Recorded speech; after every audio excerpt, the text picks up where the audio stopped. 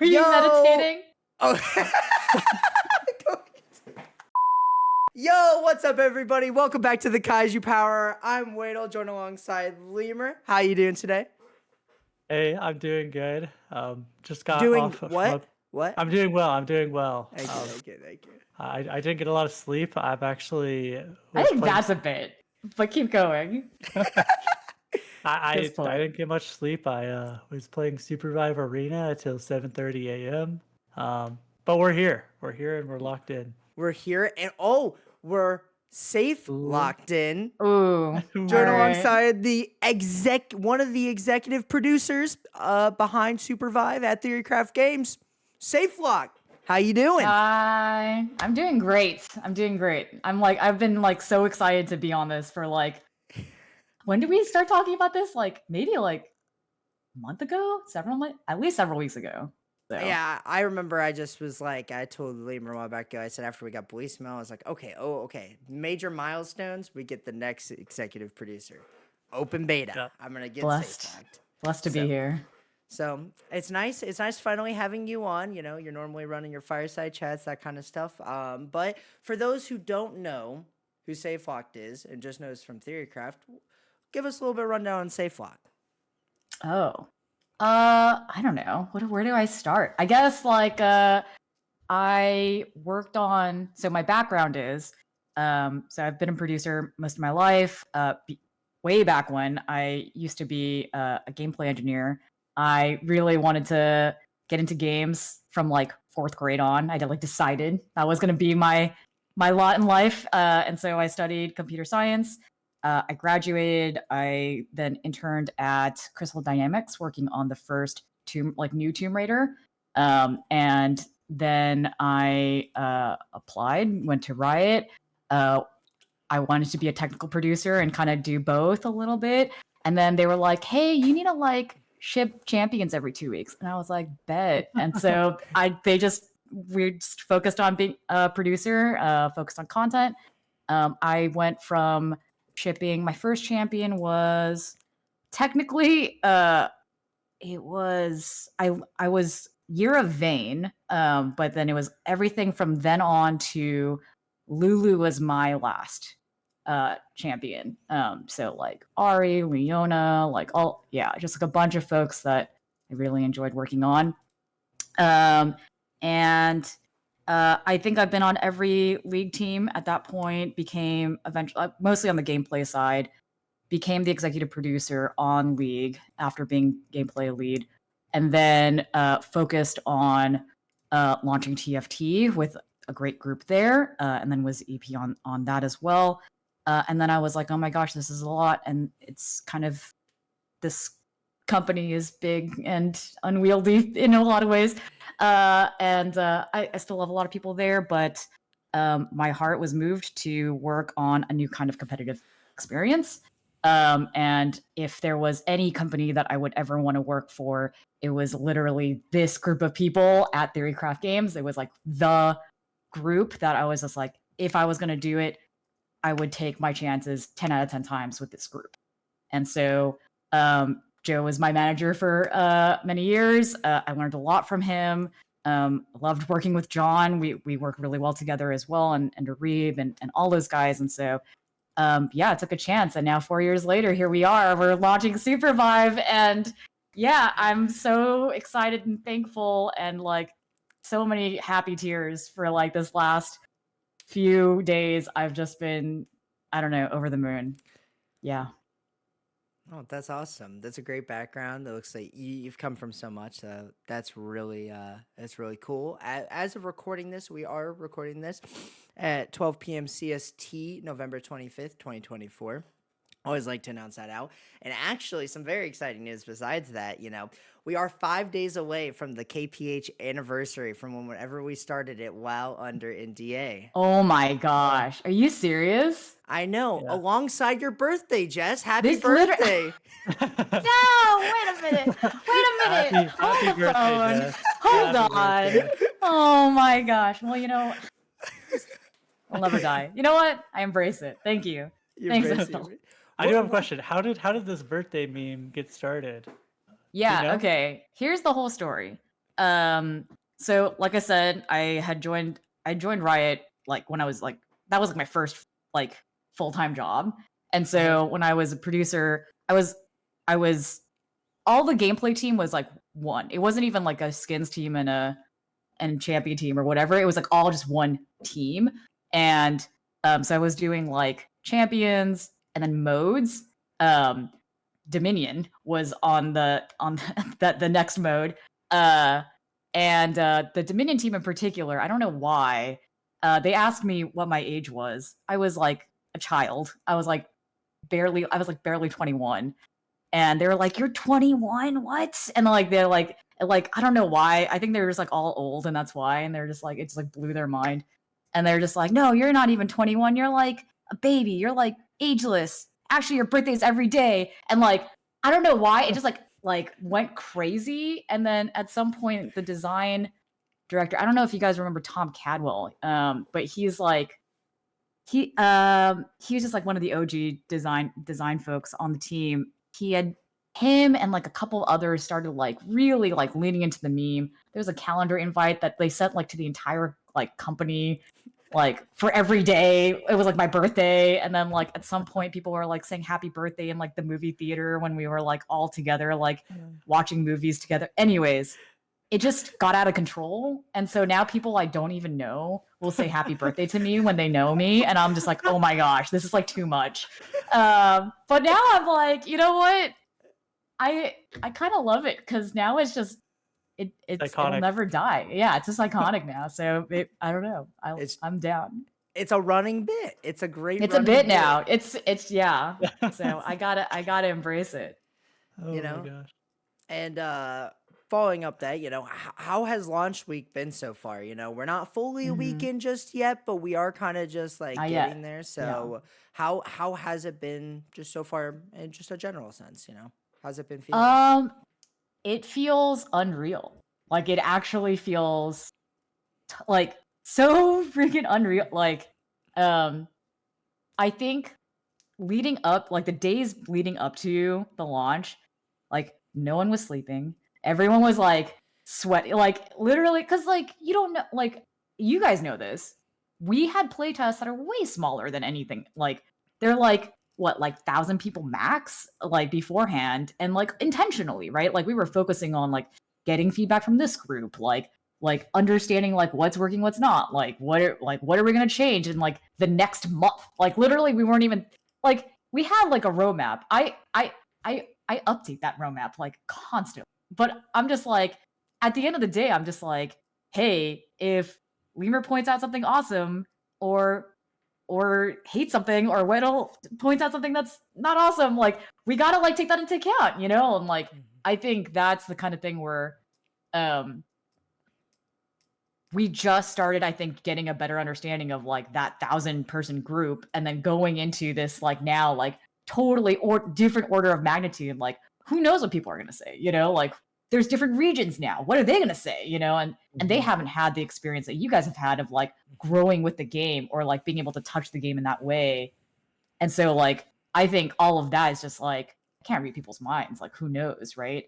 And then all the services stuff too, where it's just like all the services are gonna like scale up. Hopefully it works. Hopefully it doesn't fall over. But how many games have you seen that like on day one fall over, right? Like a ton, right? So I think in the words of I've been quoting this guy, our services lead, Bede, he was like, someone was asking him, I think it was our animation guy, our animation lead, Jesse. He was like, hey, are you gonna be like, are you excited, nervous? And Bede was like, I'm so I could not wait for this launch day soon enough. I can't wait for it to come out soon enough, because all my questions will be answered on services.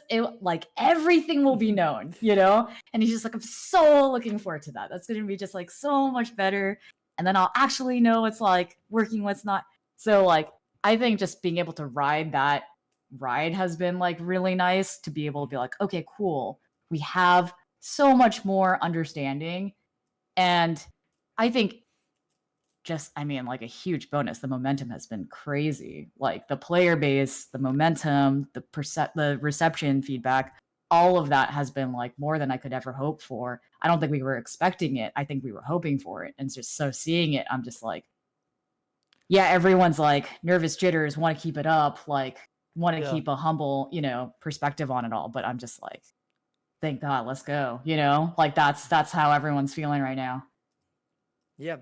And you mentioned other regions, right? So we did want to mention you went to G-Star in Korea. Yeah. First off, how was the trip? And then second of all, how do you think the game's going over there?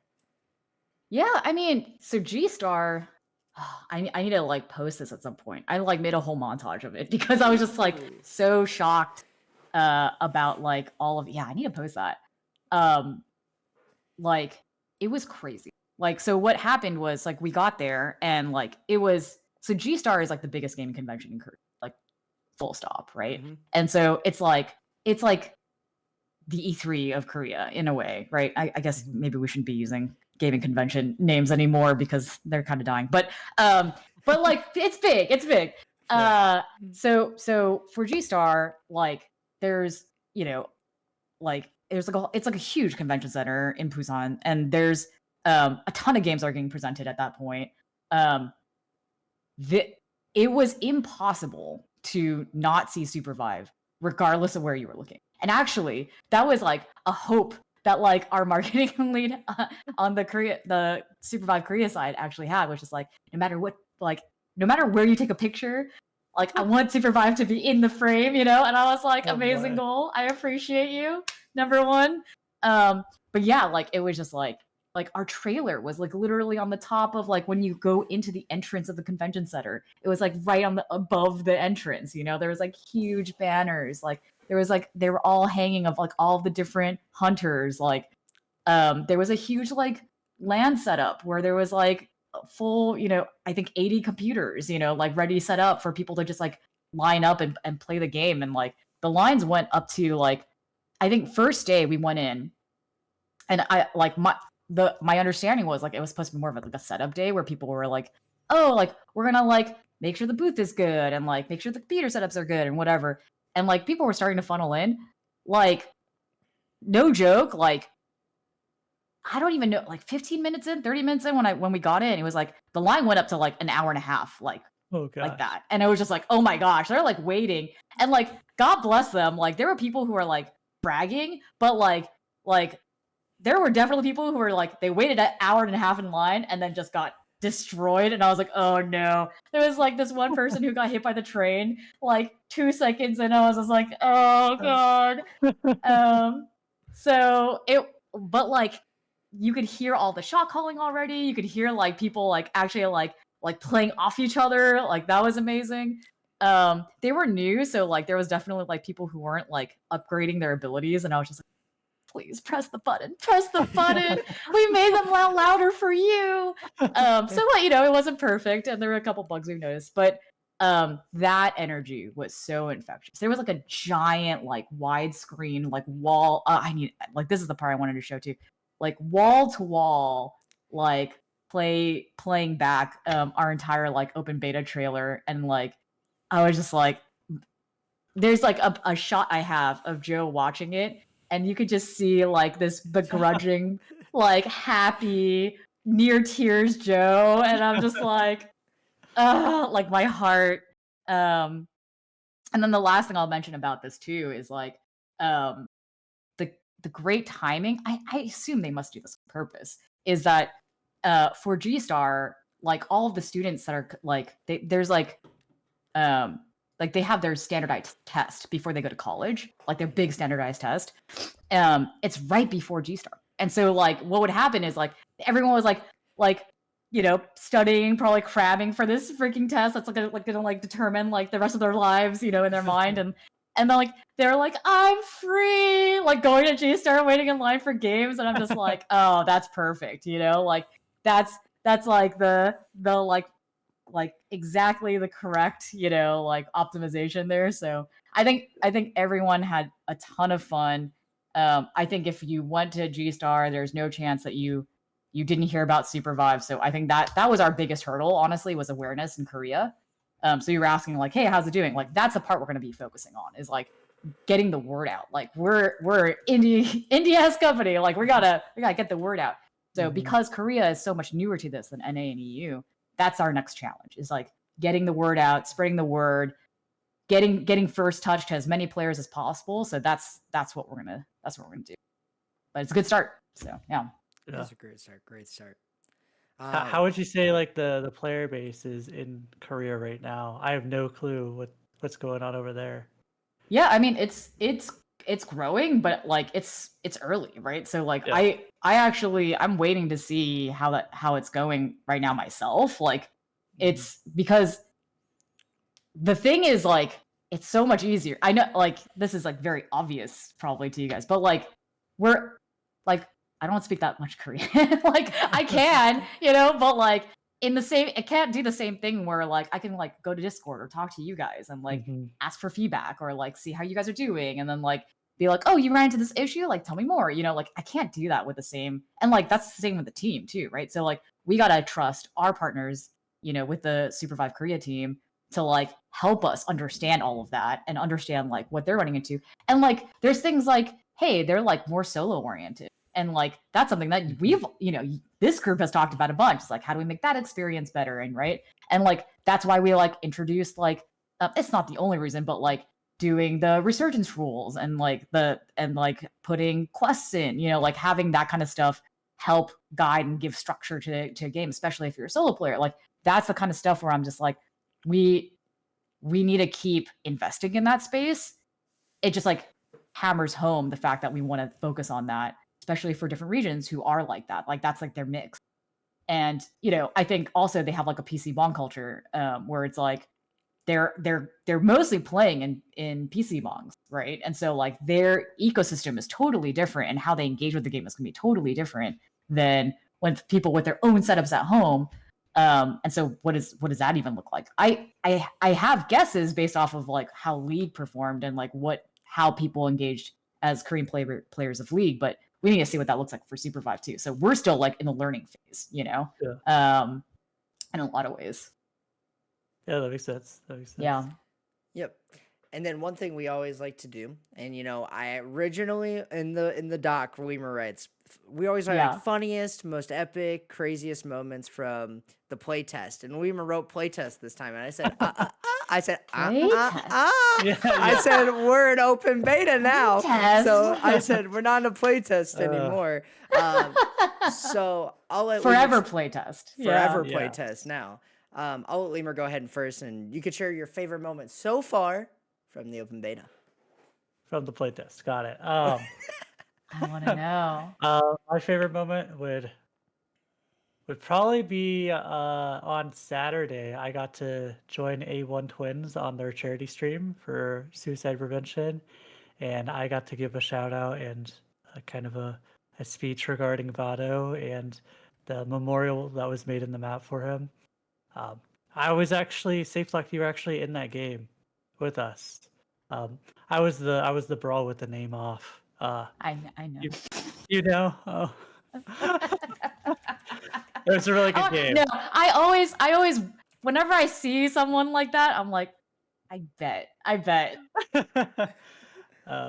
But yeah, it ended up being like a really good like memorial and remembrance of Vado. And then we ended up winning the game too, and it was just like it was the most emotional game of Supervive I've ever played, and so it was just a really good time.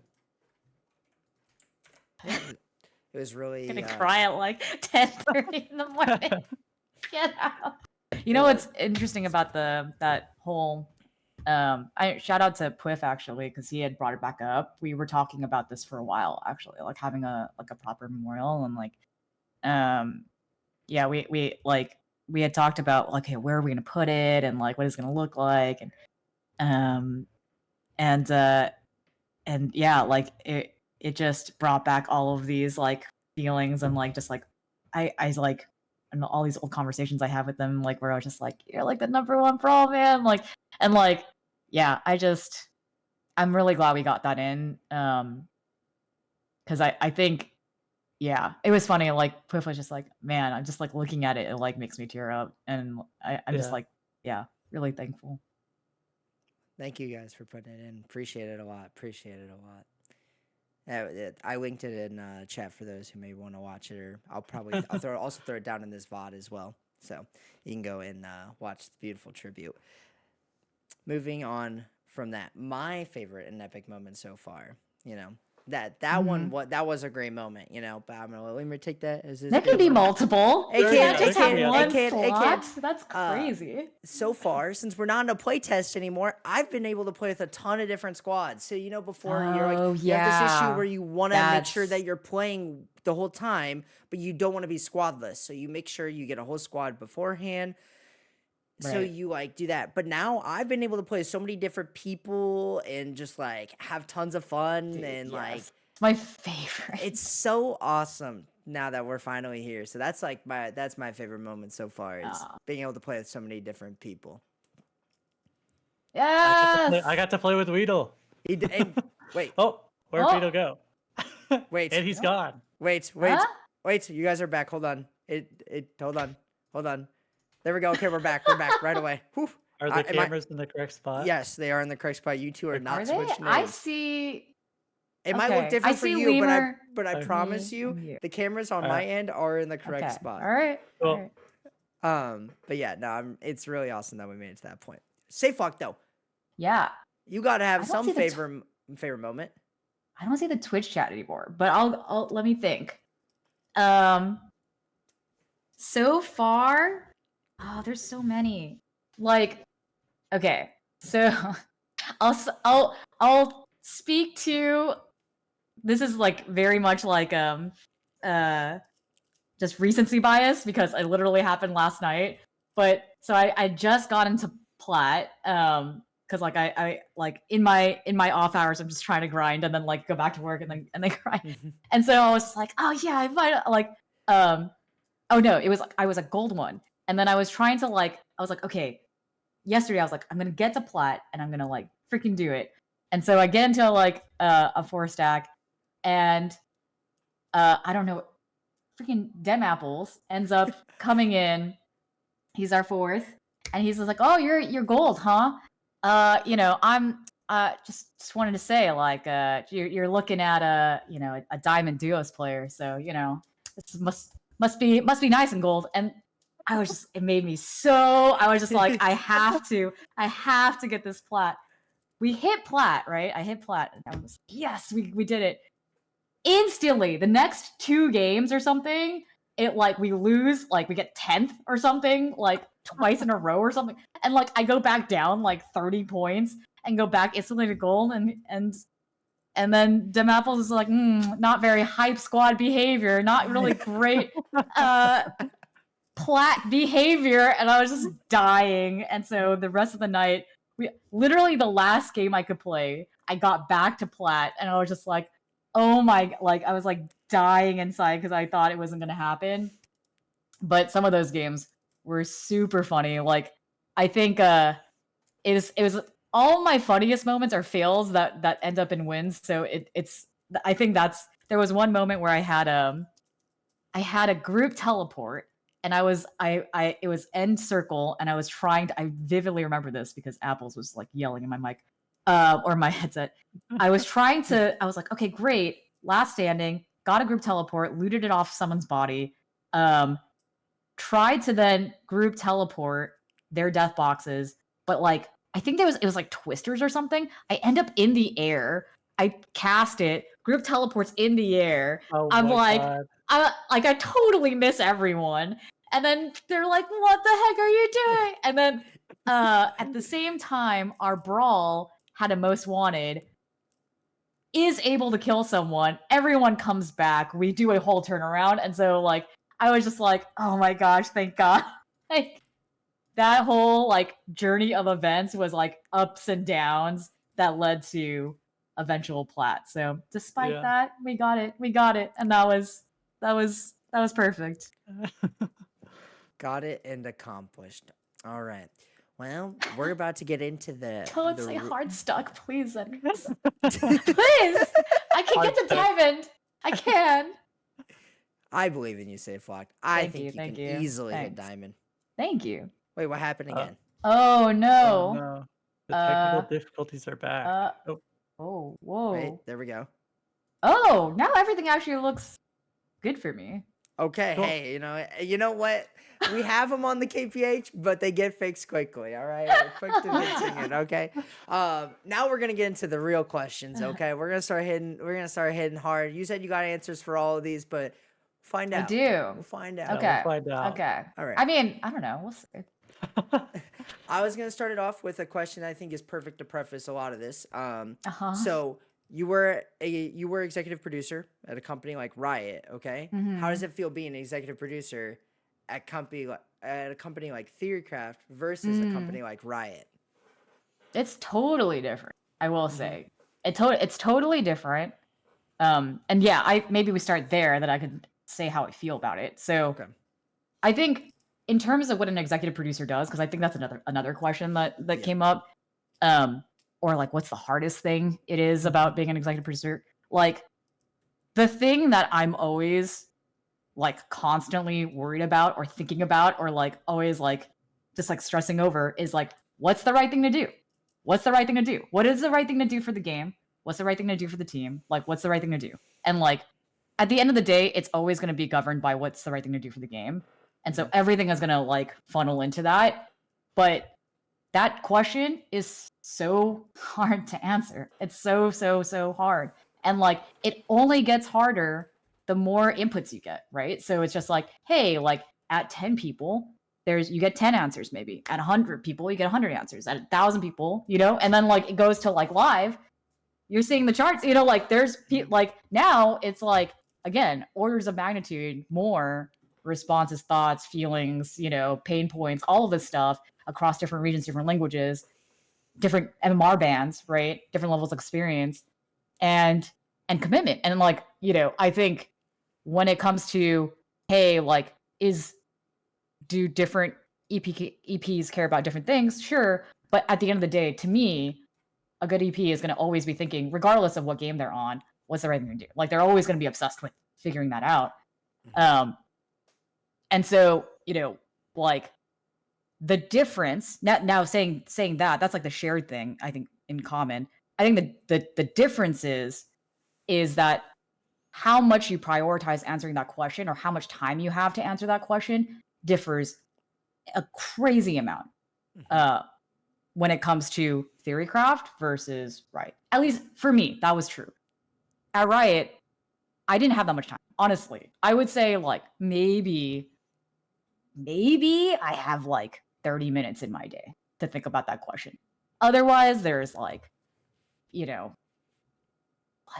like it would just be any number of things. It would just be like there'd be like real estate conversations. There would be like people need hardware because they're like now it's like a hybrid setup and people are coming back to the office versus like not. Like, do we have like two setups for different people? Like, oh, we're like running out of space. Like we gotta like change everyone's does like the league team then like do they use like the D building office or do they use the C building office? And you're just like, what are we talking? Like, it's like You're not making a game anymore. It's like it's right. And like I get it, like I'm like I totally understand how we get to this point.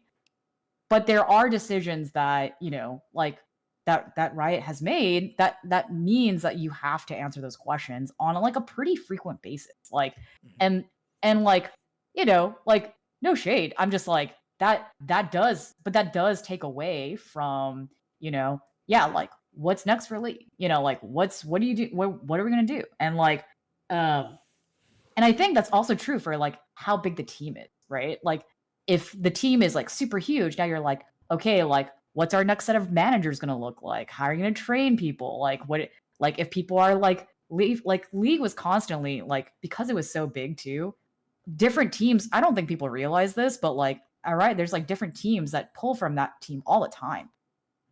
And so like it's this constant like rotating door of like people being like, oh, like I join, I get trained up, I leave, like, and like that kind of stuff. Like it's like a lot of talent management. Talent management costs huge. And like, and so you just get this constant brain drain of like people who like know things about the game, but like aren't necessarily in the same space for a long period of time. And like, And so, and like even just managing that is really tough too. And so, yeah, just all to say, like that becomes your life. That is what you end up thinking about day after day after day, is like, how do I maintain this ginormous cruise ship? And in contrast, we're like, what, 50, 60 people here? Max, right? And it's just like, and we're like, everyone is focusing on everyone's thinking about it. Everyone's talking to you guys. Everyone's talking to all the different players in different language. Like literally, like we have like one of our environment concept artists. He's in France. Like he talks to a bunch of people in that's part of the French player base and reads all their feedback. And like it's awesome to like see like how close to the game we can be, and that just makes it so much easier. Like I think also when you have a big company, everyone's like, the specialization becomes extremely like it's really narrow. Like now I'm like the VFX artist on the cosmetic side for legendary skins, for events, like, and you're like, that is your life, and like you can try to get out of that, but it is really hard. On Theorycraft, everyone like is working kind of on everything out of necessity, right? Like you're like, yeah, you work on cosmetics sometimes. Yeah, you work on gameplay sometimes. Yeah, you work on systems sometimes. Sometimes you're working on metagame, like, and I think while that is also probably, risky in some ways, like how are we going to manage like burnout and make sure everyone like has like rotating schedules of breaks and things like that, so that like, and like if we want to get things done, how do we get things done really quickly? Like all of that stuff becomes questions, but I think it's given us way more empowerment. And specifically for my job, it's a lot easier to then spend focused time. Like literally today, right after this, I'm going to Joe's place, and like a bunch of us are going to get together and like digest a bunch of the player feedback, themes, like engagement trends, like all of that stuff, and just talk about it and just be like, hey, do we want to update the roadmap? In what ways? Like literally we're going to spend like hours on that, just pouring through it. And for me, I'm like, thank God, like we can actually focus on answering that question and like have the right minds in the room and like pull in people and ask them questions, and like that, to me, that's like it's crazy to say that's like a luxury for a lot of EPs, but like that's a real luxury. I don't think that like a lot of people get to do that, and so I'm like really grateful. Yeah. Wow. That is crazy to go from like, right, like you're talking about, like it just I can already feel the contrasting difference that you're talking about, where it's like, when you mentioned like building C, building D, and then like you're talking about like, now I'm gonna go talk about player feedback. Like I can see. Yeah. Does it also feel like I feel like it still would be, but does it feel like it'd be less of a mental toll that you're not doing like that kind of work at Riot versus at Theorycraft, or is it still? Oh, it makes a huge difference. Yeah. I think the fact that we chose remote is like crazy good from that angle. Like things that you don't have to worry about, like literally that. Like you don't have to worry about like, oh, I have to like if you think about it, like the company growth it's like they're like continuously growing, but then they have this fixed real estate. That's like an issue they're gonna have to worry about forever. And like someone's got to manage that, and I'm like, oh, like that sucks, like, and so like, yeah, if you think about it, like their growth is tied to like this like real estate thing, which is like kind of weird, and it's like no one's fault. It's just like that's a decision you've made. So yeah, like that just not being a problem anymore is like, wow, that's so free. There's other things that come in replacement to that, to your point. It's not free. Like remote work is also like, it's its own thing. Like the nice thing about being together in a room is like, you're together in a room. You get to talk about stuff. You get to read everyone's like actual, like what's on their face, like if someone says something and someone's not feeling it, you can get those vibes a lot faster, like in a personal setting like that. And so that's nice. Or like you can like show your screen and just be like, hey, I'm working on this. Discord makes it a lot easier, just to be honest. So like a lot of that helps. We try to stay on Discord, like for like core working hours. All of us are on Discord. All of us are available, make ourselves available to each other all the time. But still, right? Like you want a basis of trust, and like being able to be that human connection is really, really important. So the cost actually shifts to that. like what we do then is like, okay, what are the ways we can get together, right? Like what are the ways we can like actually get the company to like meet each other, see each other's faces. Remember, like when things get hard, like if there's like a hard problem we have to solve, and you got to ask like, Jesse for a really tough animation set, and he's like, all right, we got like 2 days, dude, but like you want to have that trust, and like vice versa, like if Jesse needs something, from a designer and was like, oh, like I need you to maybe like think about this kit a little differently. Like that's hard too. Like you guys are giving probably great feedback for the kit, and like the designer is probably like wrestling with that while like getting these like art requests too. And so there's going to be hard times like that all the time. And so what we've been talking about, I actually have like a retro set aside for like maybe a week or two now, where we're going to have like the whole team come together, and I just want like a remote work retro where we're just talking about like, okay, here are the ways we launched the game, we're doing it, but like there's got to be ways we can get better about that too, and like we should just acknowledge that and just try to figure out ways where we can like establish better ways of working together in a remote context. So it's not free, but it definitely like in terms of like clearing my mind to focus on problem solving, I'm like, oh yeah, that's miles better than what I had before. For me personally. Yeah. Nice. Cool. All right, Lemur. Well, are we moving on to the next question? All right. Well, I can yap forever, so yeah. You did mention that after this, you're going to a meeting to talk about the roadmap. Yeah. But we do have a question about the roadmap. Yeah. And what can we expect going forward for Supervive? Like the patch cadence, maybe skin releases, new hunters. Like, what is next? Because I feel like we kind of don't really know. Yeah. Honestly. And if I don't know, then like I feel like no one knows. You know what? I respect that. You know what? That's probably true at this point. You guys can say it. That's true. Yeah, so we're cooking on all of those things. Cadence wise, I will mention the cadence because I feel like I think it's like a reasonable like baseline expectation. So we're gonna have the patch cadence is gonna be every 2 weeks. So you're familiar. 2 weeks. We're gonna have bigger content patches every month. So like on that cadence every month. So that's how you can kind of think about it.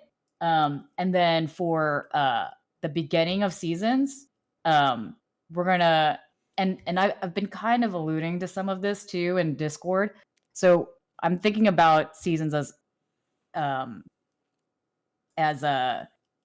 the start and end of a competitive season. So like that, a lot of times when people say seasons, they mean a lot of different things. Like, do you mean content drops? Do you mean competitive season? Do you mean other things? So for clarity, if a season is the start and end of a competitive season, of like ranked on and off, or ranked resets rather, so that within that there are 2 arcs that I'm looking at. Arcs are how I'm kind of defining content drops, but with like a general, core idea to them. So you'll see some of that. No spoilers, but like, like that's the general structure, and so why I think it's important to actually have those more centralized content moments as opposed to kind of doing it also on a 2-week basis is that it gives the team time to cook. I think what was really hard with, and like it would, so what you've been feeling on the up to like in the smaller playtests where it would be like every month you would get like, whatever crazy amount of stuff that like we would be like harebrained enough to add, it will feel like that. But I think you need the month to actually do that, because I think what was hard for League was every 2 weeks they were kind of expected to just always put something in, and I think it made it, at least from my observation over like 11 years, like I felt like people got scared to like add things or like work on something really like big, and then like where do you put it, and like if people are constantly asking for stuff, do you feel bad because you're not putting your big thing in for like 8 months, like, and like things like the client update, like people have been asking for like all sorts of like snow map, or whatever, right? Like it just, puts you into that mindset of just like, oh, maybe I shouldn't work on that stuff. Maybe like it would just be better if I worked on like 5 other like small things. And then it just becomes like a lot of small things. But I think in reality, and you guys have seen this, is like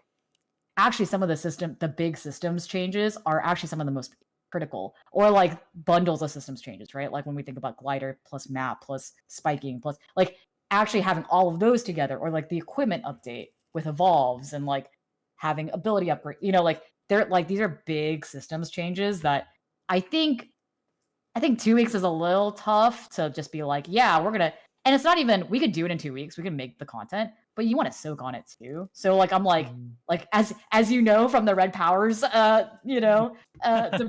So learning from that, I think let's keep it to that for making it great, and then also having time to soak so that we can actually land a lot of that stuff in really fun ways. That's my hope.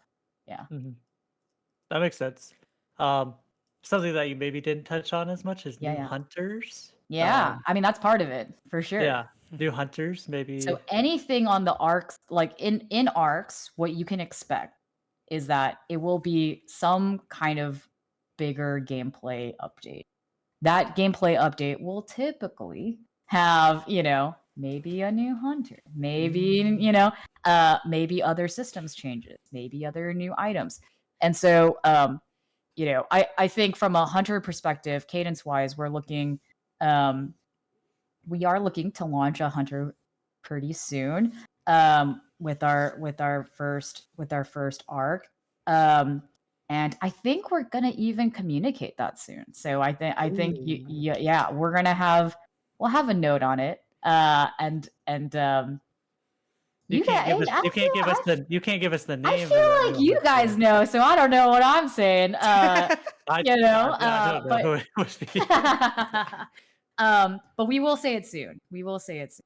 And so look forward to that on Twitter. I think we'll post it in a couple.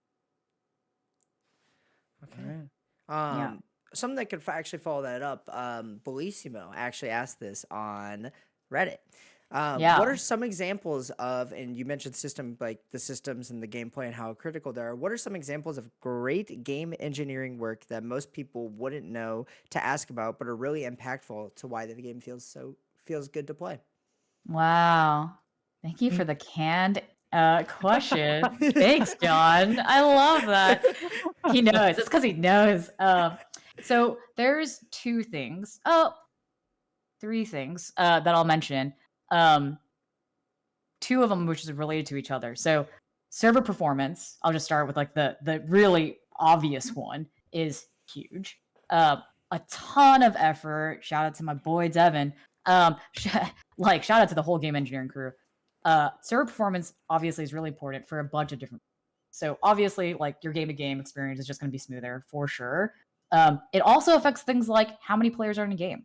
Like there was a moment, I know you guys have also seen this, where it's like the lobbies are like, they used to be not 40 players. It used to be like 32 to 36. Like we got up to 40, and like that in of itself isn't free. Like it doesn't just happen. We don't go like, oh yeah, now today it's gonna be +4, and then it just happens, right? It's like for every player, and like this is true about.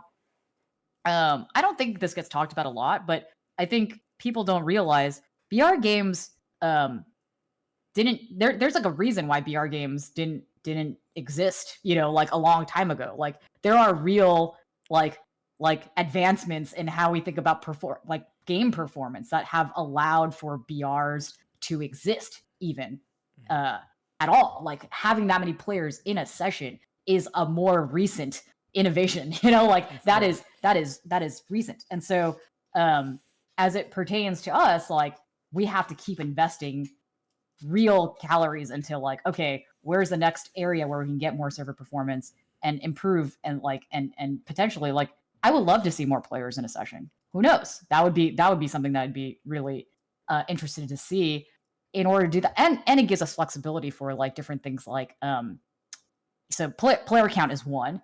Another one is like, how there's like the train. The train is like a series of moving platforms if you think about it. Moving platforms are horrendously expensive for server.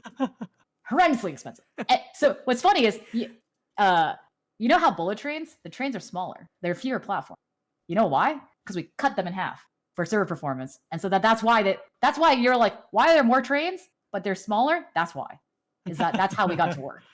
And so if you want like more trains or more moving platforms or like it, like we're like, okay, maybe we can like repurpose one to like put something over here, like that's the kind of like calculus we got to do until game engineering puts more time into. The other thing I'll mention is movement. So movement, and I think this is the thing that maybe John was thinking about, super critical for the game, right? So like dashing, movement in general, gliding, grind rails, like all this stuff, right? Super core. If it's going to be that core to the game, we have to invest in it. And so, movement also did not feel as good as it does now because we spent a ton of time working on client predicted movement. And it's still, it's still server authoritative, but like having that client prediction is huge because it's just more responsive to what you're doing, right? But that's also like a huge lift because you have to go through every single hunter, make sure every single hunter is like functioning according to that. And so we have two in particular Unreal experts who worked on Fortnite at Epic for like on the OG team a long time ago when they were first working on when Fortnite was taking off. They had actually dealt with this personally, and so they actually suggested that we focus on that when they came over. And actually that was a huge lift too. It's just like, oh, that was like, we're like, oh, we can do that, like that's going to be huge. And so Talich, he was actually a big early proponent in being like, hey, let's focus on this with the engineering team and figure this out. And so that was like a joint effort with Rob McLaughlin. He's and Matt on the Epic side who came over here. That group really made a huge difference in movement. So I think that's the kind of thing where I think people don't realize, maybe even moment to moment, the differences, but over time you're just like, why does the game feel better? Why, like that? And like it's like kind of addicting in that way, like where like certain games just feel better and it makes you want to play again. Those are the kinds of things that I think that group is really, really good at identifying. And I'm super thankful. Yeah. Great answers. I was gonna say I did message Talich the other day, and I was like, I don't know who worked on movement, but you can definitely tell. Kyle's like, yeah, he's whoever like, did that. So I said, whoever worked on movement in this game actually made this game so much better because of how the movement feels, and like that is actually like one of the things that I've just noticed since day one. And he was like, people like you that notice it just make it all worthwhile, because he said, I died on a hill so this movement could be here. Oh, he said it. Okay. He's being honest. He's being honest. So big up to Leech and everyone who worked on that. So it's awesome. Yeah. All right, Lemur. All right. Next question. We talked about it a little bit, I guess, when we were talking about the launch day. But on the North America servers, unfortunately, there was like a lot of packet loss and some bad things happening. Oh my gosh! How scary was that for you? Yeah, just try to relive your nightmares. But like, how was that for the team? Because it ended up getting fixed within it did for 16 hours. But like, what was that like? Okay, I'm gonna paint a picture for you. Okay. Okay. So we're like, we try to learn from our mistakes. Where I like. At Riot, when games launch, it'd just be like, yay, we did it. And it would be like really sad. And they would do like launch parties afterwards. But like for that day, we really wanted to be like, hey, like let's like, like get excited together. Like we're gonna like be able to play games. And like it would be risky because obviously there's live support also happening. But like as long as we have like a live support crew at the same place as like where we're like also doing like playing games with the community and like also just like enjoying a little bit, it should be okay. So we go to this PC bong in Gardena, and we're all just like, people are coming in from like flying in and like driving in and all this stuff. And it's all set up and it's really nice, and we're playing games. We run into the same issue. We're just like packet loss. Like I'm like we're like jumping around, and we're just like, oh my gosh. And I'm trying to like grind ranked, and I'm like, oh, this is a nightmare. There is a long table, like where like everyone was like on their computers. There's a long table where the life support crew was. And Drew, shout out to Drew. He's like on his laptop, like talking to Garrett on the phone, and like literally calling him, and they're like trying to figure out what's happening. Like, is it on us? Is it a third part, like a partner that we're working with? Like, where's the issue? Like, they were trying to like figure that out, and like it was literally happening as like he's just like stressing out, and like they got to your point, they got to the problem pretty quickly, like within the hour of like what's going on. But Joe was giving a speech. Like he had like I brought my like PA system. I really like karaoke, so I brought my PA system, so he had a mic to say his speech. And as he's saying his speech, literally there's a moment in his speech where he goes, I want to give a shout out to like the services team, because they've been like really like working hard to like make sure that we have like players have good experience. And so he's like, Garrett, I know you're like, because like Garrett's actually, he didn't come. He like stayed home to like make sure that like he could just like view the services and make the health and make sure that everything was okay. So Garrett actually stayed home. Drew was with us, triaging from there. And then he's like, shout out to Garrett, shout out to Drew. And then like we're like, oh, is Garrett on the call? It's like, and then is Drew in the room? Drew is outside, literally as he was saying like shout out, calling Garrett on the phone, talking about that issue, being like, I think we figured it out. Like literally, like he wasn't even there for the thank you. And it was just like I think I like taped him coming back into the room, and he's like, why are you taping me? I'm like, Drew, let's go. And so it was just like so funny, where it was just like they were definitely, I think if it had, the thing that I was like really thankful of was that they got to the answer and had an idea and was able to resolve it before NA peak happened, because it was only happening for NA. And so because of that, I was like, oh my gosh, thank you. Because if it didn't, and it just kept going, like I think that would have been like so many more people would have run into that issue, and like that would have killed me. I think it would have killed all of us, but like that's why I was just like, oh my god, like that, the heart beating of like, are we going to be able to address this in time? Was like what we were really worried about. But yeah, props to them. They got to it fast. Yeah, I remember I was like on stream, and I was talking to my group and everything, and we're having a tough time with it, obviously. And I was like, I know they'll fix it. I said, I'm gonna go take a nap. I'll wake up and this will be fixed. Took the nap, woke up, and I was sitting in like a custom to test for Creator Cup or whatever. Like we're testing one of the customs. I woke up, and I remember midway through, I was like, everyone's like, wait, it's fixed. They just said it's fixed. Qualifier just posted something. It's fixed. It's fixed. It's fixed. And I'm like, I knew TC would have done it before peak. I knew they were getting that done. They were you know what? I appreciate that. That's the trust we need. We need. I was like, perfect. I was like, just time. Like, Qualifiers also sweating bullets. Yeah.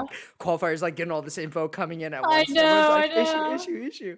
I was in a ranked match in like I was doing at the time to get like a faster queue with Phenom, or I think maybe it was at Paz. I don't know.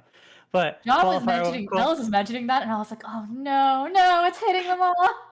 Qualifier was in my chat. He's like, all right, I'm gonna need you to, since you still on Discord, you're gonna need to run these commands. I'm like, open up the command prompt. I'm like tracing some IPs. Like, I'm like, sorry team, I gotta save Supervive. Yeah, let's go, Lemur. Lemur's saving Supervive. I'm taking a nap. I'm like, I'll let them figure it. We need both energies, full trust, full send, like I'll take both. I love both of you guys, man. Thank you so much. Yeah, I appreciate it. That's crazy. That was I'm really glad it did get fixed, and big shout outs to Yeah. Drew and Bede for like working so hard on that. I heard Drew was like sweating a little bit. I heard he was I hope Drew had a good relaxing time. If he needed a cold one, I hope he got a cold one. You know, Oh yeah. Everyone got drinks at the end of the night. We're just like, we gotta chill out for a second. Yeah, get some food in you and get a couple of drinks in. Yeah, for sure. No, definitely. I'm very glad for them. And moving on to another wonderful question, and I mentioned during this, I tested servers for the Creator Cup. Oh yeah. Sometimes you do look at these streamers, right? And they are obviously, for the most part, sponsored, okay, to play the game. Whether that be the Creator Cup, whether that be some event or something overall. And they look like they're having fun, genuinely having fun. And I heard from multiple of them, they're genuinely having fun. Yeah. But how do you believe you can get them to come back and keep streaming the game without any form of sponsorship, but just come to play the game, have a good time? So, I'm gonna actually point this question back to you eventually, but I'll answer it first because that's unfair. That's unfair. So there's the streamer ecosystem, and I think you guys are more aware of it now. Is it's a business, right? Like you gotta think about it that way. Like these guys, they're not doing it just because at this point, like especially if you're big, they're not just doing it because they have some extra time and they're just doing it for funsies. Like this is their career, right? Yeah. And so when you think about, hey, like where are they going to put their time? Where are they going to put like their livelihood? They have to be thinking about it way more than a bunch of folks because of that. And so when they're thinking about like, okay, do I play Supervive or do I play the game that I'm contractually obligated to play? Because a lot of these guys are also under contracts. I don't know if you guys know that, but like they're also under contracts for other games that you're aware of. And so, you know, they have to be thinking about that when they're always making that day-to-day calculation.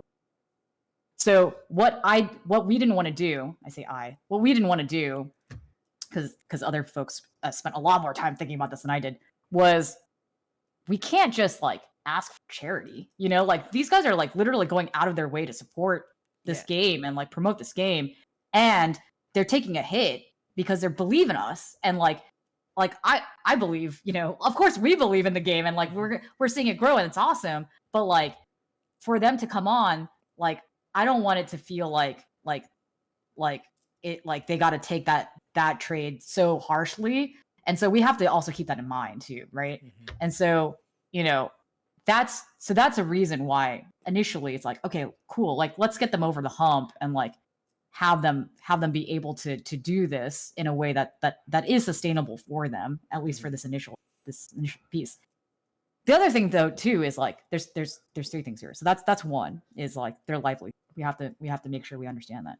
The second one is awareness. So a lot of these guys didn't even know about Supervive, right? Like this is like the career problem. It's like, hey, like these guys, they hear about games all the time. There's teams that hit them up all the time. They get offers all the time, right? Like they get team offers all the time. Like all this, it's like noise. It's like constant noise. Like we are one of many possible sponsorships they could be doing, right? And so that for them to even recognize like, oh, I'm aware of Supervive, or I'm aware of any game that they could be promoting. That's like that needs to clear too. So like us reaching out, like that's also us trying to like increase awareness, so just to get on their radar. Like, hey, we exist. Like, hi, nice to meet you. We exist, you know? And then I think thirdly, to your point, it's like, okay, how do they keep going? It's up to them. Honestly. I can't control it. No one can control it. If you have fun, you have fun. Like to me, I'm like here just to introduce you to the game. And if you love it and you believe in it, awesome. If you don't worry about it. I don't worry about it. If you don't like it, you don't need to. Like, you know, like at the end of the day, it's not for you. That's fine. If it is for you though, let's figure out a way to make it worth your while. Like, great. But like in the end, you know, for long term, they have to truly love the game. And like that's what's gonna actually matter in the end of the day. So no matter what we do, they have to love it. What was great about the Creator Cup, and we saw this actually as a result of the Creator Cup, is we brought all of these teams together from all of these different games, right? Like like literally are seeing like League versus Dota. Like what a freaking phenomenal narrative, right? Like Yeah. that is so funny. And it's actually like one of those things that actually most of those games can't uniquely do. So for us, it's actually really, really fun and engaging and like awesome to just see these like rivalries finally play out. We can finally play it out. And I hope we can play it out again because like I think there's so much more where like that could just like foster like all these new narratives, which is awesome. But because of that, like now they're like, oh yeah, let's do it. You know, like that it gives them time to like see what those narratives can look like. They get really excited. They get really and engaged. They do a first touch of the game. And I think what we've seen is we can talk about the game all day long, but they got to play it. And like that is what convinces people more often than not because people think it looks like League. It's not like League. That people think it looks like, you know, Eternal Return doesn't look like Eternal Return. They think it looks like Battle Riot, doesn't look like Battle Riot, right? And like people are like, I'm a shooter player. For some reason I freaking love Supervive. I'm a BR player. I love Supervive. You know, like there's like hero shooters. Like there's like a ton of people who thought they wouldn't like it, and then they're like, oh shit, like actually because of this action-oriented combat, I'm like in, right? And so I think being able to put them in a context where they can actually do a first touch in a way that's really engaging has been honestly phenomenal for actually converting a bunch of folks to like join the cause. Because like what we actually saw, we got Sean was actually sharing back. There's a ton of people who are already being like, yo, I'm playing on my off hours. Yo, I'm like getting my like that group. It's like, oh, I'm getting my friends to join. Oh, I'm like we're gonna like actually run groups now.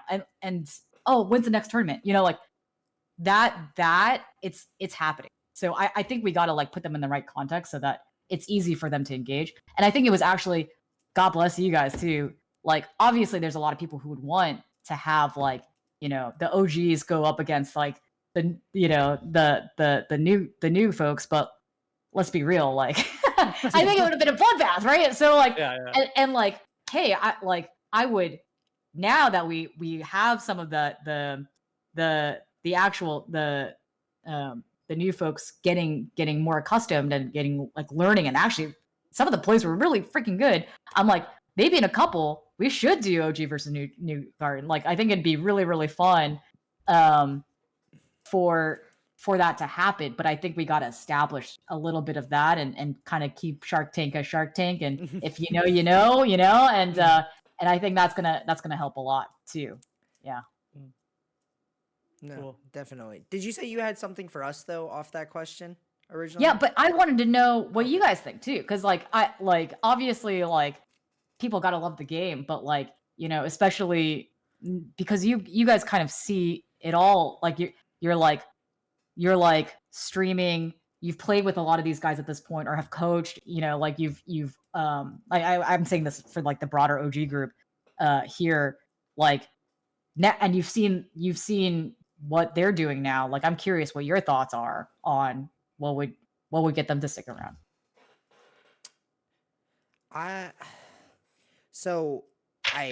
If I'm seeing the names correctly in game, I have seen some of them playing offline, like off stream. So I know some people, if I'm correct, if they are the right names, right? Unless someone else is taking their name and doing the tag, you know. Sure. I believe that they are playing off the stream. And that is, in my opinion, one thing I've always said, and I'm going to use a popular streamer, Tyler One, for example.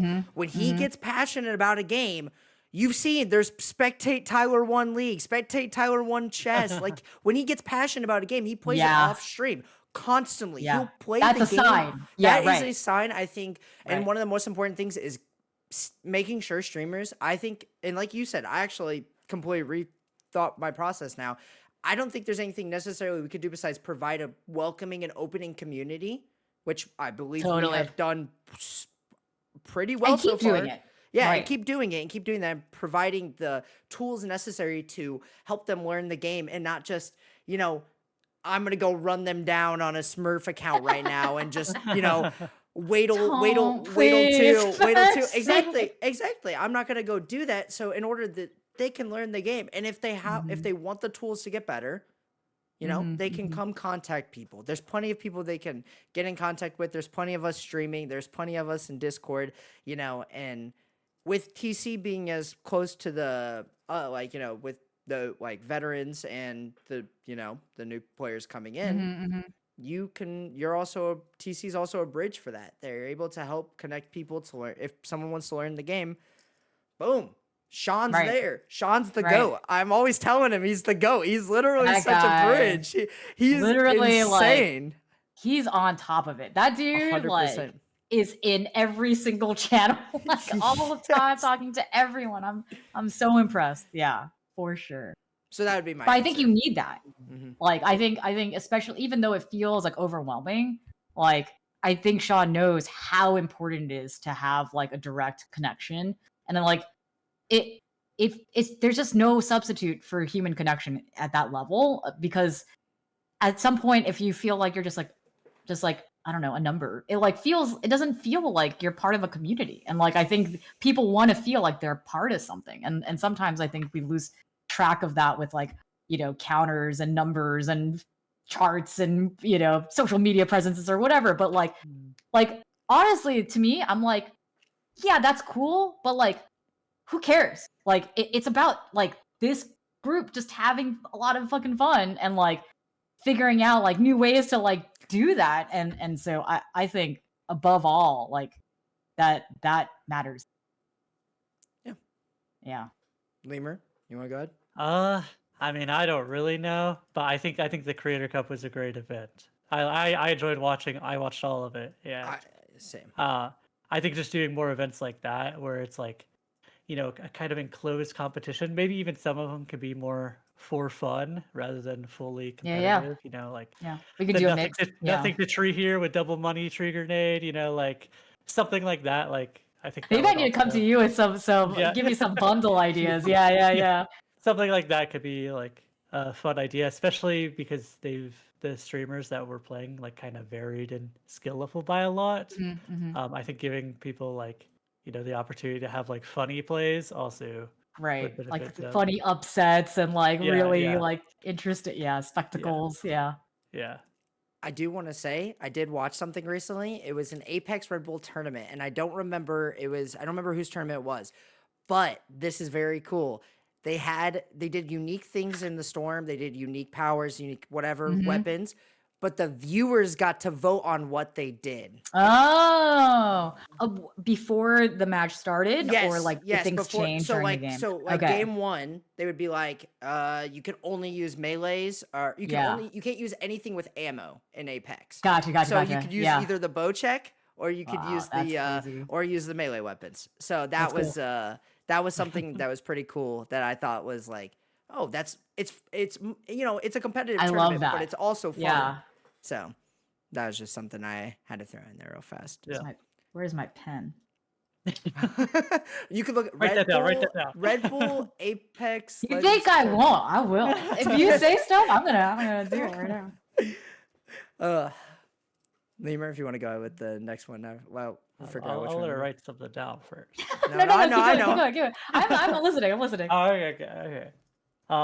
So something that I've always worried about is the skill differential between players who have been playing the game for, we didn't play that much over the course. I'm worried about my presence. That kind of, yeah. Like I was playing arena games last night, and people are just like, I don't even know what this guy is doing.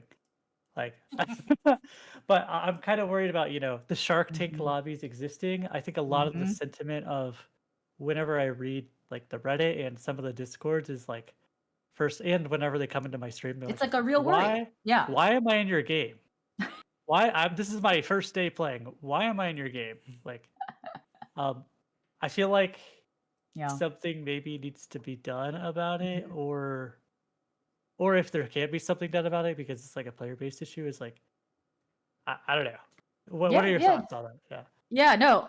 First off, let me say, I am so thankful that your immediate response is, "Hey, I'm worried about this as a high-level player. They seem like they're getting stopped and not having a good time." That is not, by the way, the usual, high-level player response in We've done it for too long. We've done it for too long.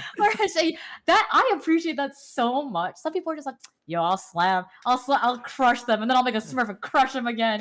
So I really, thank you. I'm blessed. So there are a couple things that we are talking about. I actually don't want to share like all of it right now because not because I don't think it's like too sensitive or anything, like I don't think it's too sensitive, but I'll give you like a couple of details that we are looking at. So okay, here's like the different like tension points that we got to like square off, right? So one is obviously there's different MMR bands or just like MMR levels, right? And we currently, like right now it's 40 players per session. That means, that puts strain in terms of, even if you have a lot of players, it puts strain on, matchmaking. High skill also puts strain on matchmaking. There's a smaller pool, obviously. You're like in the top 1% easily. You're in the top 1%, both of you guys. And so I think about that, and then I think about queue times. So like, how long will you wait? Specifically, you guys will wait for a game. I worry about that too. So I'm just like thinking about that, right? So it was actually funny. I was talking to people about Discord, literally about that. There's a math problem there. There's like quite literally a math problem that needs to be done, because if you take a step back for a second, you guys are like, high tier, really like generous with your time and generous in that way, but you're also some of the biggest advocates, and I want to make sure you guys have a good experience, right? So that's why the math problem, when I go back to, the question I constantly stress over about is, what is the right thing to do? What is the right thing to do? Mm-hmm. That's not an easy question to answer, because someone's going to get kind of, hit somehow, right?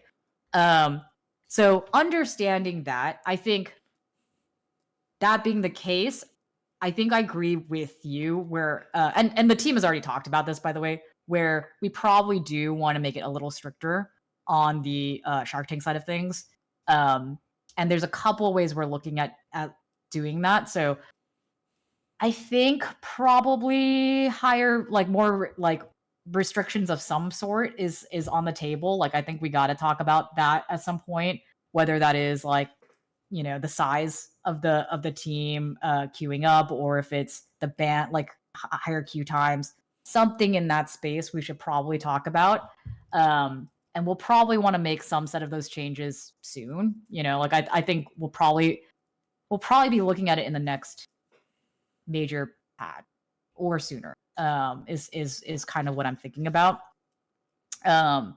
So before the end of the year, we're gonna do something. We're gonna probably, in addition to that, though, I think we'll want to do some, like, we're getting some of those changes in really quickly, so not all of it's gonna be like supported by UI or like proper UI UX. So I apologize in advance, but I think you guys will understand. But yeah, we got stuff cooking like literally this week, I think, is something we're maybe looking into. But we'll yeah, we can share that soon. Yeah, and the Fireside Chat, of course. No, for that one actually we might do it earlier than that. So yeah. Wait, so there is going to be more Fireside Chat? Oh, that was a good segue. I think so. I think I would like to. I think it's really dependent on. I think it'd be probably dependent on what we want the cadence to be. You were asking about cadence. I think it'll be the same cadence, given what I was saying. Like every month, if we're doing like a major thing, like it'd be good to do it on like a monthly cadence. I still hate checking with Pliff and Nathan to see, hey, are we good for this? But that was the hope. Was actually, when we started those at the very beginning, we were like, hey, like let's see if these are helpful and fun and like and gives us a venue to like share a lot of our current thinking. And so, I think as long as it's still hitting that goal for you guys, like I think we should do it. And I think we should probably start bringing on other people too at some point. We had talked about, I kind of want to like have I don't know, maybe Tipple wouldn't want me to pull him in, but I would love Tipple to maybe speak to at some point, or Kyle or JMO or any of those guys too. Sai, I think it'd be really fun. I would love the art team at some point to get in on this. Engineering, like it would be. I think we can expose a lot more interesting nuance and facets to the game through some of these as the format kind of evolves, or we kind of try different things. So yeah, I'm actually pretty interested in continuing it. So yeah, I think that's the plan. We'll see, but I think so. Sweet. Yeah, I like them. Keep them coming. Yeah. All right, let's do it. Big question about those though. Yeah. You know, Weimer and I are curious. Do you write a Okay. script? Do you have a ghostwriter? We just freestyling? Oh. How do we get this done? Okay. So here's the process. So Okay. we so me, Quiff, Bellis, Nathan, Chili Maniac, and sometimes Josh, our art director, will come in. That's usually the core group. Sometimes other people come in too, but that's usually the core group. We get together.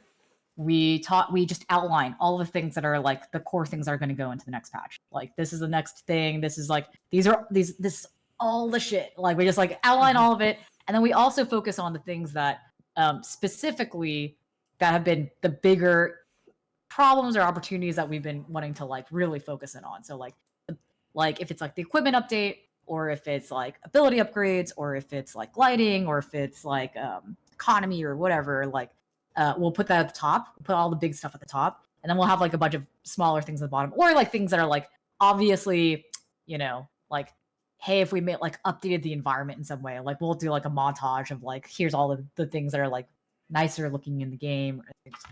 So what we try to do afterwards is then connect all of those like the top level topics into like a way that's like human digestible, like because we've been like soaking in this for a long time, so we'll just be like, oh my gosh, like, you know, like we're not thinking like about just, I guess, like the resultant thing that's in the game. It's like months, it was like it's usually born out of months of being like, well, like, you know, power progression is still like, okay, like what do we want to do about power progression? How do we want to inject that in a way that doesn't feel like you're like getting checkmated at end of game circle, and like all like you start like reestablishing all the philosophy, and then we like line up all of that, and then Quiff goes, oh my gosh, looks at all of it and goes, I guess we're gonna make a script, crushes it all down into an amazing script. Usually,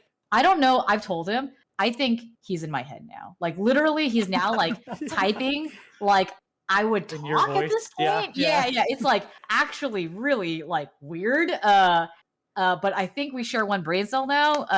And it's amazing. I don't know. And then we'll do a live reading. So we'll get back together. I'll read it literally top to bottom. As I'm reading it, I'll call out specific things that are like either missing or slightly off or whatever. Like, oh, actually, this isn't why we did this thing, or oh, this isn't like we missed this thing, or maybe we should connect these 2 points because they're related. There's a lot of that judging that we will do, and then you know after all of that, we'll do one more cleanup pass. Usually, Nathan will be the one who's like he manages the video production side. He'll be like, because Tom will make like 3 pages. He'll like make a ginormous script, and like this is like a meme at this point. He'll just write. He'll just keep writing, and then Nathan's like, yeah, that's cool. This looks like a 10-minute script. This looks like a 15-minute script. Ain't nobody watching 15 minutes. Cut that down, you know. Yeah. And so he's always holding the line. And then Puff would be like, oh come on, I want to add this one philosophy point.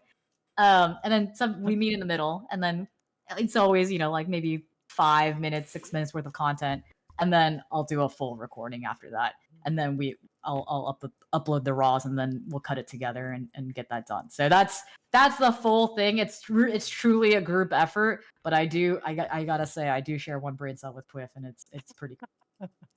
Whether that's good or bad. Whether for better or for worse at this point, yeah. Hey, it's so enjoyable to read what Quiff has to write. I've always told him, like, I'm like reading there, like sometimes Quiff will write something so and it'll just be so like well spoken or something, and then he'll just be like, and then he'll just say something else right after that, like, if we, Is the same guy writing this? is the same guy writing this right now? Like, I just because I I feel like think that's what makes a good community person. It does. He contains multitudes, you know. He knows Yeah. which audience he's speaking to. So Yeah. I think that goes a long way. Yeah. Definitely. I know we're pushing a lot of time right now, so I'm gonna push. Yeah. I am gonna push. I think we gotta maybe a couple more, and then I got a jet. That sounds I'm good. already late by 30, so we gotta figure something out. Okay. We'll Yeah. we'll One push last this. question. We'll Okay. push one last question. Okay. All right, let's do it. Gleamer, do you want to do it, or do you want me to? I was gonna do a. You do it. You do it. Okay, I'm gonna do a Reddit Discord question. Okay, and this is gonna be Okay. a nice personal one to end on. Okay, I love it. Real fast from Twin A on Discord. All right, Oh. the twins. Of all things you've done to contribute to the success of the game, what is the one thing you're most proud of? Of all creative aspects of the game, what are your personal favorite features? So sorry, it's 2 questions. But So hard. That's such a hard question. The thing I'm most proud of is the team, and there's a lot of people who contribute to the team, but I'm so thankful. I'm honestly just really thankful for everything that they've done for these like past few 4 years, and different people came in different times, but like it's been so much fun, and it's been so hard, like I think people like the playtests happen and then they go away, but like after that people are up until like midnight, 2 in the morning, 3 in the morning, like sometimes like it's like, and it's not like I've never once wanted to be like, I've never once been like, hey, like you need to like get this done, like you need to like crunch or whatever, like it's just not how we work. But like everyone is so invested in this thing because it's like everyone's baby at this point, and like and there'll be times where like like the team is feeling raw, or the team is feeling like, oh, like they got like really critical feedback from something, or like something that they worked on, like they had aspirations for it, but like it's not working that well in practice and like in a playtest or whatever. And like there's like really glorious moments for sure, like when we put something in like a new hunter or something like that, and like everyone's like, oh yeah, like we got it, like like design like that shit right now, like it's fire, those feel good, those feel really really good. But for every good thing, there's like countless things that don't work out. And I think the difference between this team and a lot of other team situations has been, I'm really proud that we've invested in a culture and in the team in a way where like they take it with grace. Like they're like really like, this is like by far the best team experience from a like we're gonna take all the player feedback, we're gonna take all of the team feedback, we're gonna really think like try to abstract it from like what I would want. I like people really, and no one's perfect.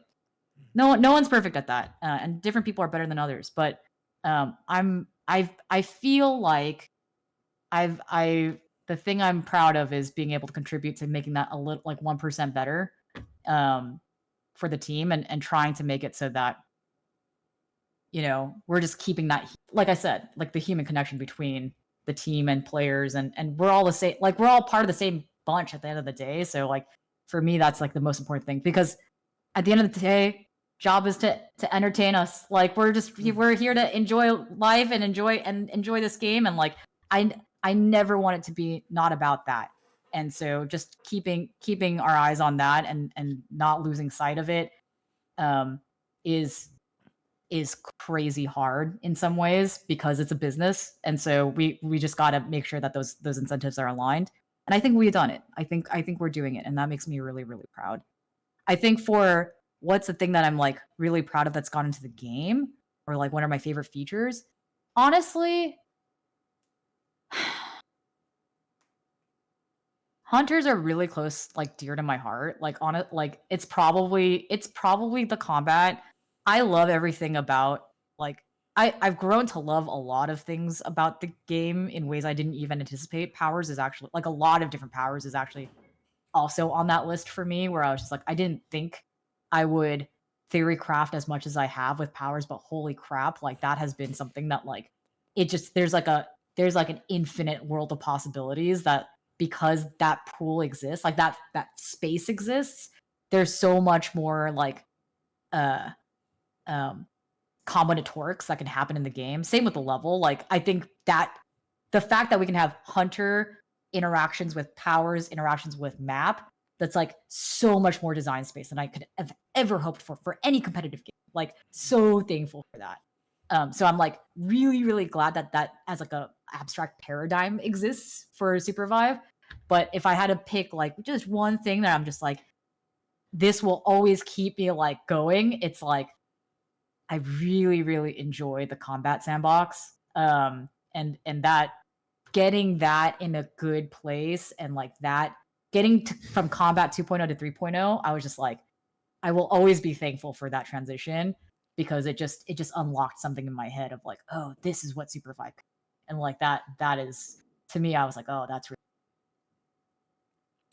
That's a wonderful answer. I love that answer, and I think Twins said they love that answer. They love this answer, so, and They're satisfied. they're satisfied. They're satisfied. Good. I know, obviously, it's the last question.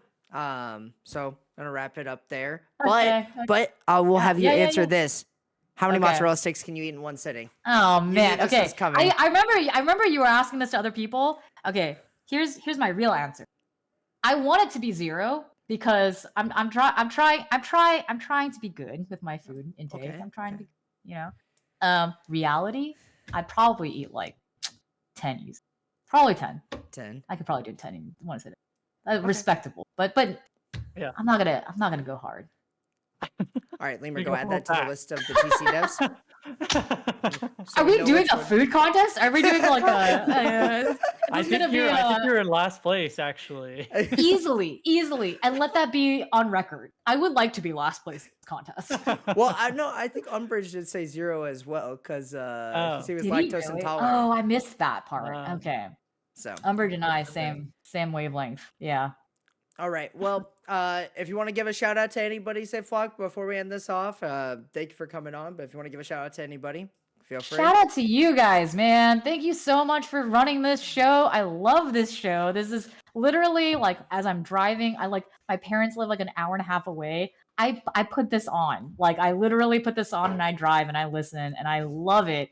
You guys are so insightful. You guys are so freaking funny. Like I love and appreciate like a big reason I feel like this game is alive and human and real and fucking awesome is because of you guys. Like there's so much identity imbued into this game from you and like and I hope that shows like in like some of the video montages that we've done with the trailers and like honestly like all the feedback that you guys got and like I know this is a question that we didn't get to, but like, and I want to figure out, we've been talking about this.